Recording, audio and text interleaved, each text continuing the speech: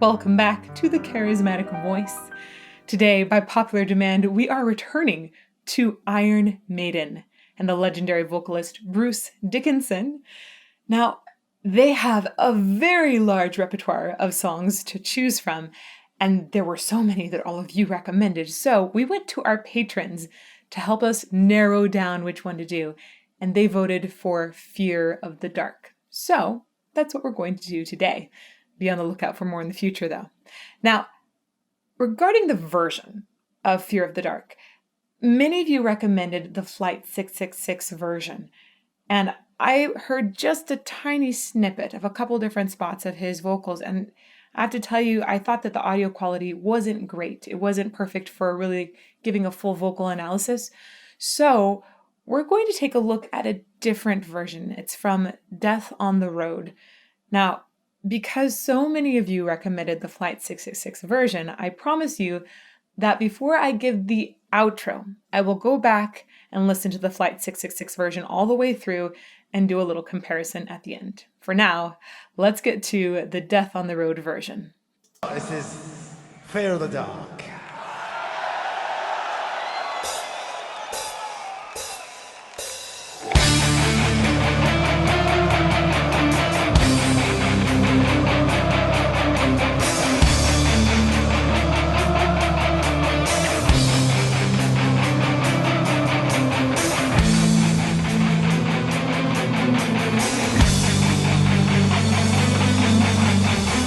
I'm just going to immediately call it. That line is super catchy. You can hear the audience immediately singing along with it.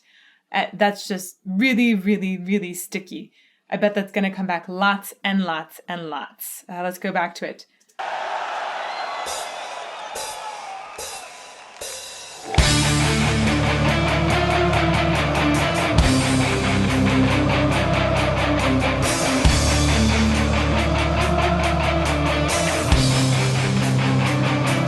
So part of the reasons it's catchy is that it's the same pitch pattern and it's just repeated one step lower and then one step higher and then one step lower. Really cool. And yeah, I like it. Immediately draws the crowd in.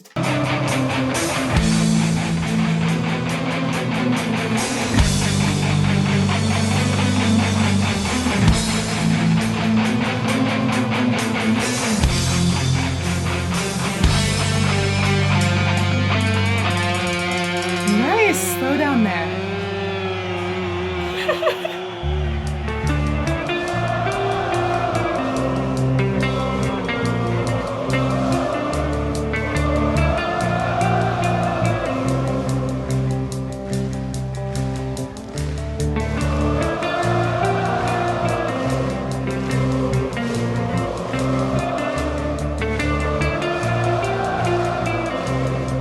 Super interesting. The guitar line there is similar to that intro line. It's using similar pitches, but in a slightly different pattern. Added a couple in. That's so cool. It's I feel like both of those lines were really catchy. Already lots of catchy stuff in here. Okay.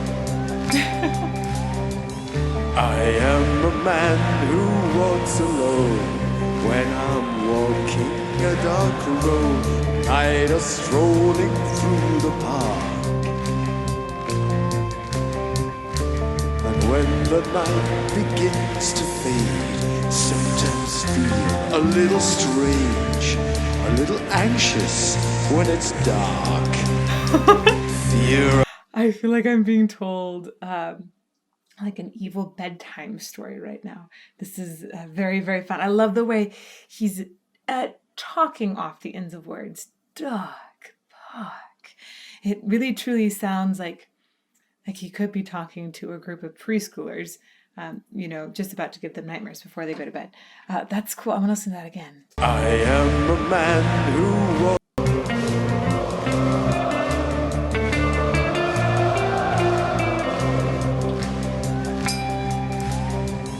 I am a man who walks alone when I'm walking a dark road, either strolling through the park.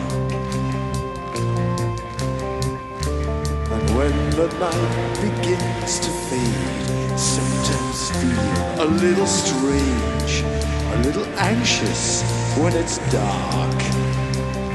Fear of the dark. Ooh. Fear of the dark. I have a constant fear that something's always near. Fear of the dark. Dortmund! Have a phobia. Someone's always there. So interesting. I love his use of a K. He does it a few different times where he uses a really sharp K, and it's jarring how he uses it. I like his evil laugh in there too. I loved the involvement of the crowd. He's like, and it's your turn. Dortmund, I believe. It's really, really cool. And when the night begins to fade, symptoms feel a little strange, a little anxious when it's dark. Fear of the dark. There's the K. Fear of the dark. I have a constant fear that something's always near. Fear of the dark. Dortmund! Have a phobia. Such an evil laugh. Someone's always there.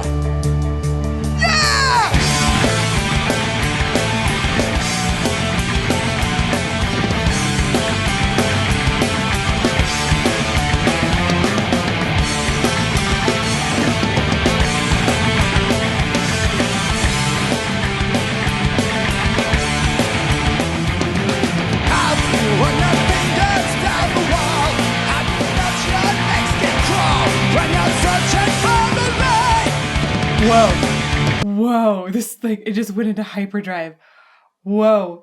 The storytelling portion of it was, I think, really drawing me in, and then the yeah and the scream and the sudden drive forward makes me feel like I'm maybe running away from something in a nightmare. It's probably a gremlin.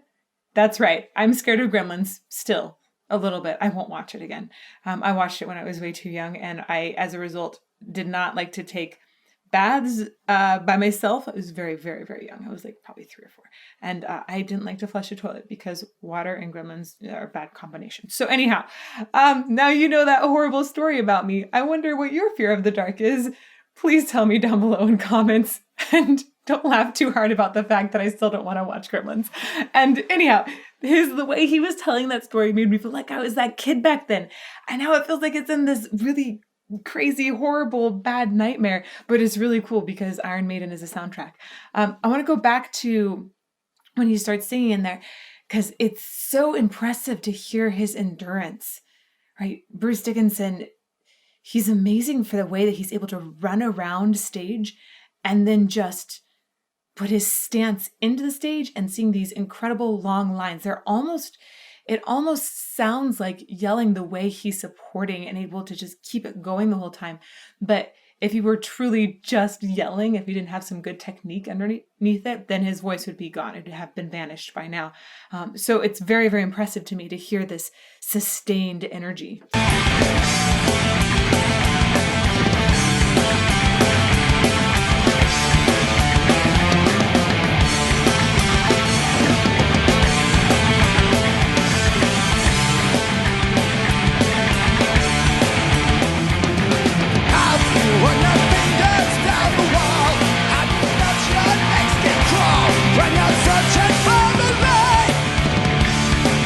Sometimes when you're scared to take a look at the corner of the room, you sense that something's watching you.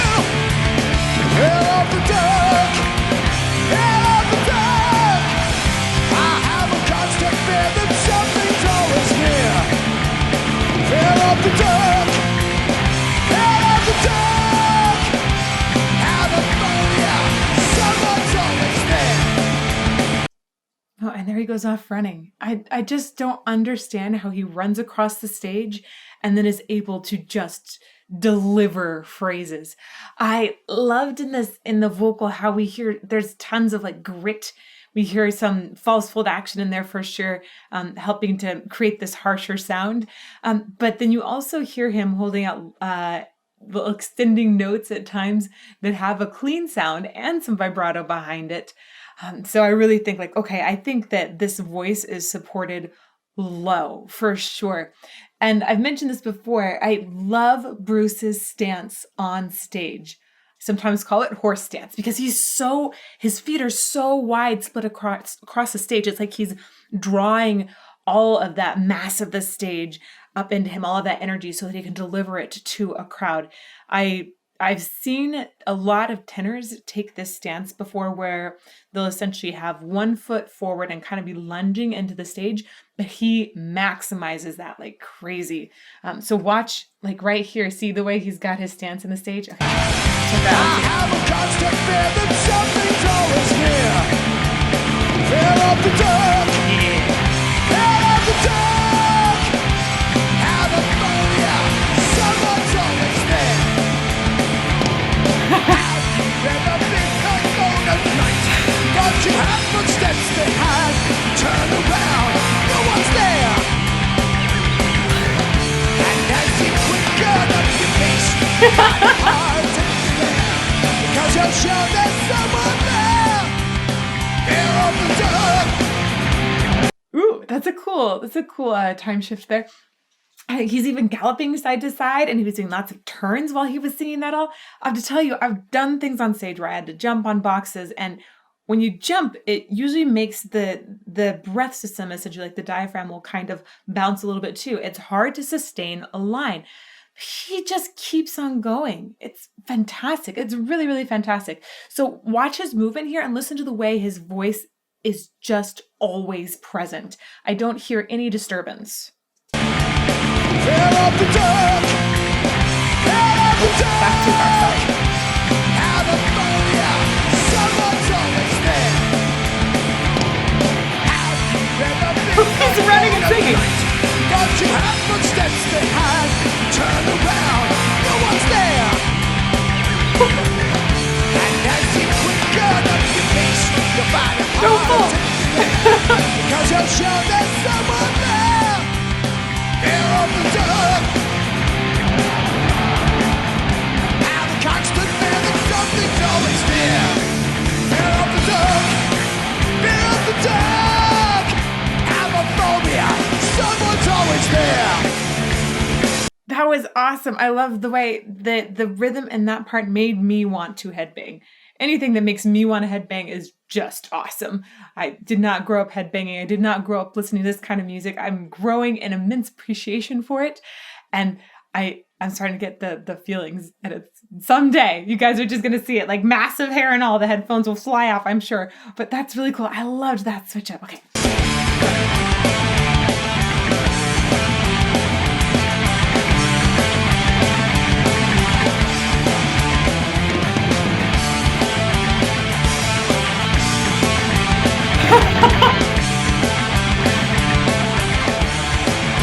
These guys are so intense. I love the way that they're like looking out into the audience. They're interacting with them with their faces and everything. You can really tell that they're so engaged with their fans.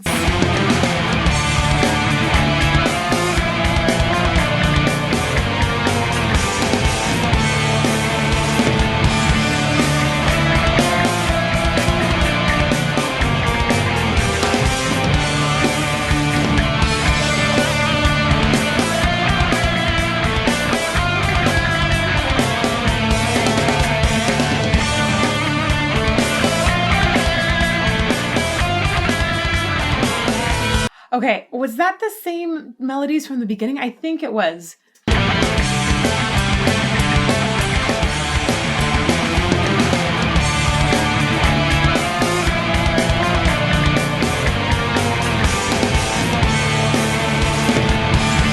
Or similar.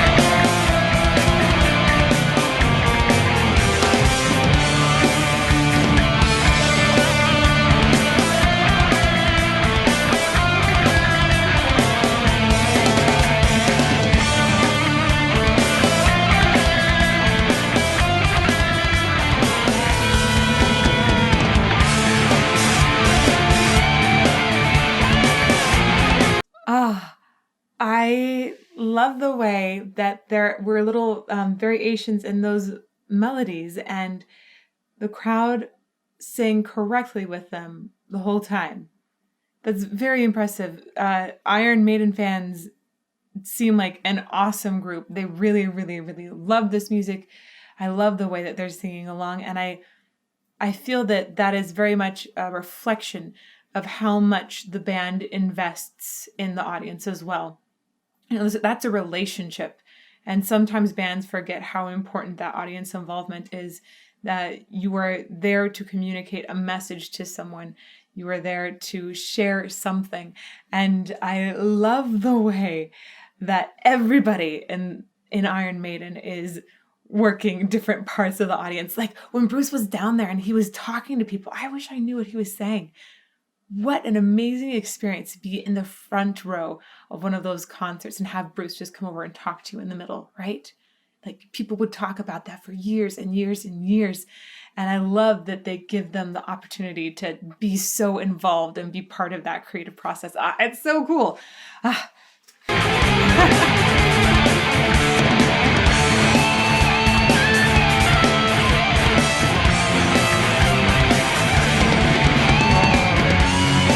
Key change.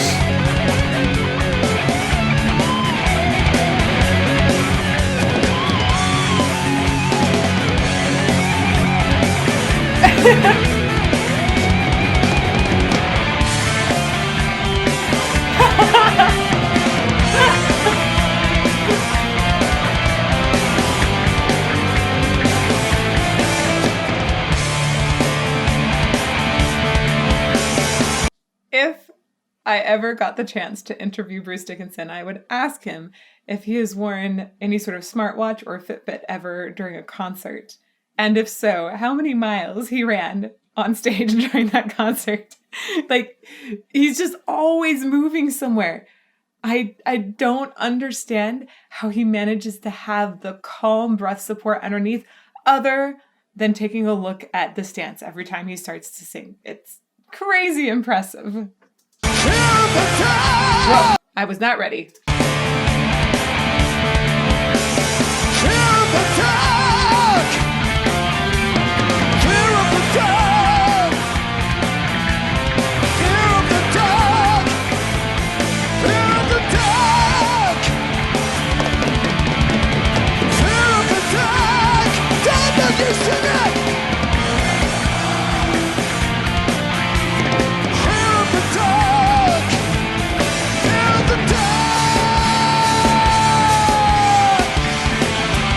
Okay, I love in there, I like the sound. He has like a round, a dominess that's present, but a lot of times if people get that dominess, they lose laser and point. And his voice doesn't have the like laser twang that you might have heard me talk about in other videos. It doesn't have this. I kind of feel like it's just this entire front of his face. It's like this bigger beam of sound that just goes right out. And that tells me that there's so many different points in his face that are resonating to assist in that power. But I also think that he just has built up really amazing stamina. And that's because if you're going to have that much power, part of that is going to be coming from breath pressure that is underneath your larynx that's pushing up against it. And that's going to be creating some of the powerful sounds that are happening. Now, you don't want it to just smack against there and not have built up some vocal endurance, some strength essentially and resistance. Or you don't want it to suddenly hit without any sort of resistance whatsoever. So keeping your breath really low is very important. I just want to reiterate that people can get into vocal trouble if they do that the wrong way. But it sounds like he just has such a solid foundation, and that he's able to use some extra breath pressure, kind of like an opera singer, to produce more power and more sound. And then once that powerful sound is already produced, he then enhances it even more by having both dome and just like this entire face full of sound that just launches out. It's really cool. Okay, keep going.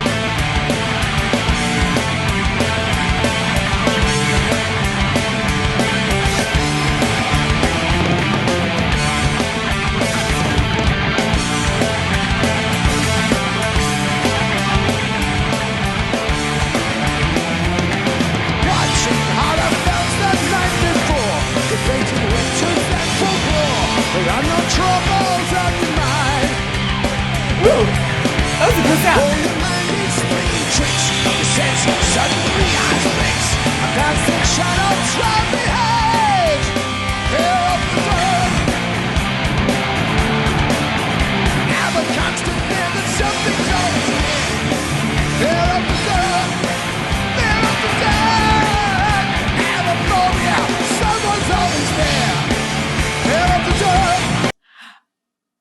I really, really love the way that he yells words a bunch, right? It feels like it's something that anybody could sing along to. But at the same time, because he's supporting it, it is not damaging the chords at the same time.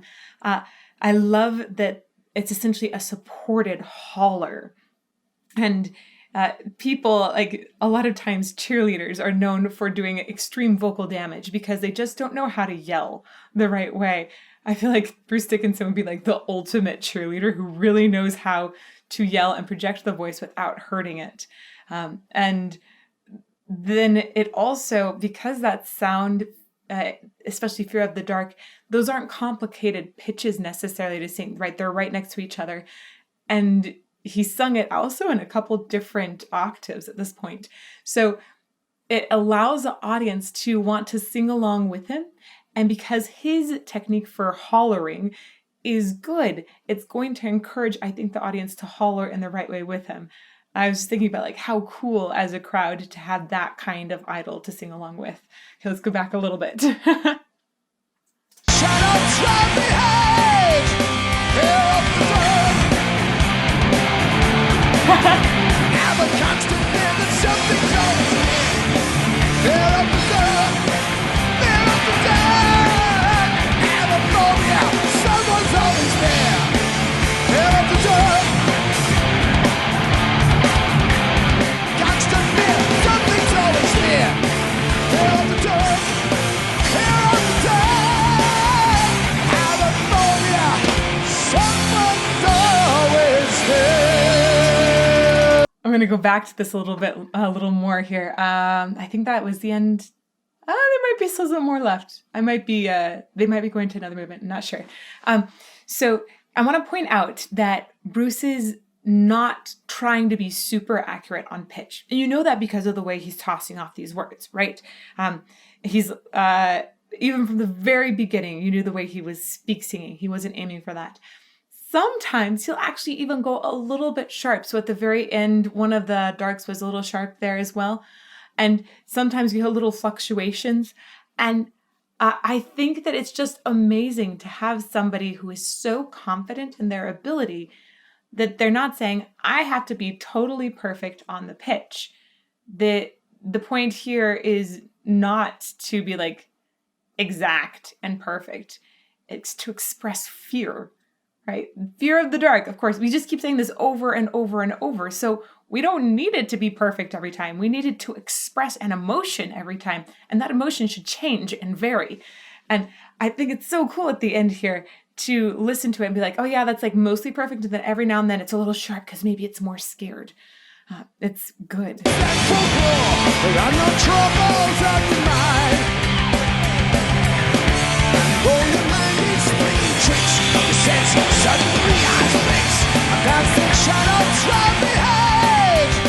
That was all great, right?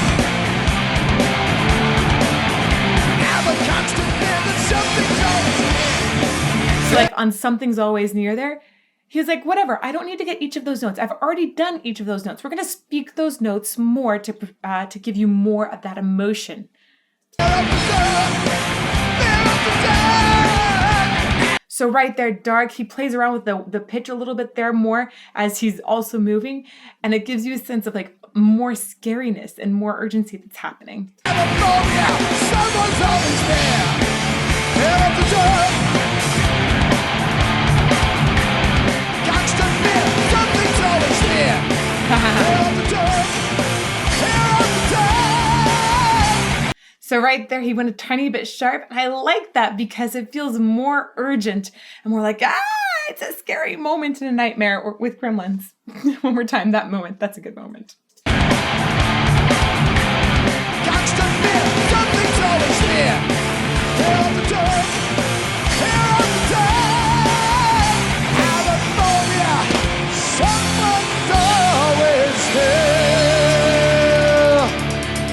what a good cutoff. Is that it? Yay, it continues.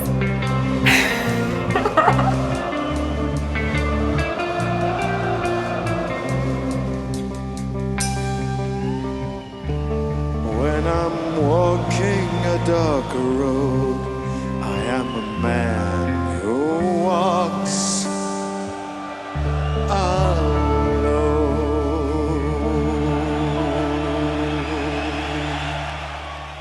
Oh, I love that ending. I really, really love that. I want to go back and listen to this lower part again. I like the way his voice is so present in the lows and the highs. I think he probably brought the mic a lot closer too, but it just sounded really consistent and balanced. Here. Love that sticky part for the audience.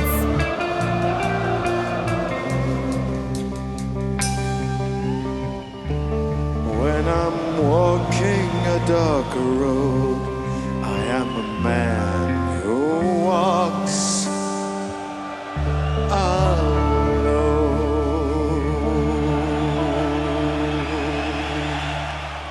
Awesome. As promised, I did just go back and watch the Flight 666 version, and I am glad that we did this version to listen to those vocals a little bit more deeply. They definitely had better quality, so we could get into the sound a little bit more. But I get what you're saying about just the energy on stage.